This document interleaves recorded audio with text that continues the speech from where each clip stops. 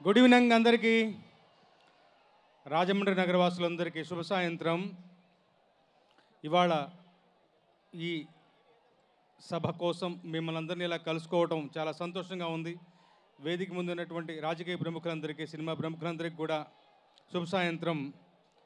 నా సంతోషం, first things first, రాష్ట్ర ఉప ముఖ్యమంత్రిగా ఆయన పదవి స్వీకారం చేసిన తర్వాత మొదటిసారిగా వాళ్ళ పవన్ కళ్యాణ్ గారిని ఇక్కడ కలుసుకోబోతున్నాను. సంతోషంగా అనిపిస్తుంది నాకు. ఎప్పుడెప్పుడు కలుసుకుంటాను అంత ఉత్సాహంగా ఉన్నాను. ఇక గేమ్ చేంజర్ సినిమా విషయానికి వస్తే, శంకర్ గారు అని చెప్పగానే మనకి గుర్తొచ్చేమాట గ్రాండియర్. అలాంటి ఒక గ్రాండియర్కి దిల్ రాజు గారు లాంటి ఒక భారీ నిర్మాత తోడైతే, రామ్ చరణ్ గారు లాంటి ఒక ఆర్టిస్ట్ తోడైతే ఆ రిజల్ట్ ఎలా ఉండబోతుందో దానికి నిదర్శనంగా చెప్పుకోవచ్చు ఈ గేమ్ చేంజర్ సినిమాని. మొదటిసారిగా శంకర్ గారు తమిళంలో సమకాలీన దర్శకులు కార్తిక్ సుబ్బరాజ్ గారి నుంచి కథ తీసుకున్నప్పుడే తెలిసింది మనకి ఇదెంత బలమైనటువంటి కథో. జనరల్గా ఆయన సినిమాలో ఒక సోషల్ మెసేజ్ ఉంటుంది. ఆ మెసేజ్ ఈ సినిమాలో కూడా బలంగా ఉండబోతోంది. డిఫరెంట్ క్యారెక్టరేషన్ ఉంది, 2 షేడ్స్ ఉన్నాయి.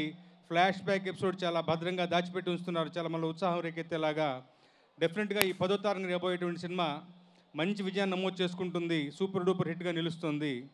RRRతోనే మనం రామ్ చరణ్ తేజ్ గారి నట విశ్వరూపాన్ని చూసాం. దానికి మించి ఇందులో పర్ఫార్మెన్స్ ఉండబోతుందని బలంగా నమ్ముతున్నాను. ఇక మా డిపార్ట్మెంట్ మ్యూజిక్, తమ్ముడు తమన్ 3 సంవత్సరాలుగా నిర్విరామంగా శ్రమించాడు. నేను ప్రత్యక్ష సాక్షి. అంటే ఈ 3 సంవత్సరాల కాలంలో సంగీతం యొక్క పోకడలు మారుతూ ఉంటాయి, ఇన్స్ట్రుమెంటేషన్ మారుతూ ఉంటుంది. ఎప్పటికప్పుడు చెక్ చేసుకుంటూ పదే పదే పాటల్ని, శంకర్ గారికి పక్కన ఏఆర్ రెహమాన్ గారు లేని లోటు నిన్న శంకర్ గారే చెప్పారు. అలాంటి ఒక పద్ధతిలో ప్రతి ఒక్క పాటని తీర్చిదిద్ది ఎప్పటికప్పుడు సౌండ్ చెక్ చేసుకుంటూ అప్ టు డేట్గా ఉంటూ అందమైన 6 పాటలు తీర్చిదిద్దారు. మేము తలా 2 పాటలు రాసాము. మా మిత్రులతోటి కార్డ్ షేర్ చేసుకోవడం చాలా సంతోషంగా అనిపిస్తుంది. విడుదలైన పాటలన్నీ కూడా గొప్పగా విజయాన్ని నమోదు చేసుకున్నాయి. నానా హైరానా ధూప్ ఈ 2 నేను రాశాను. మీ అందరితో పాటు ఈ 10వ తారీఖున సంక్రాంతి పండుగ సెలబ్రేట్ చేసుకోవడానికి నేను ఎదురు చూస్తున్నాను. జై హింద్.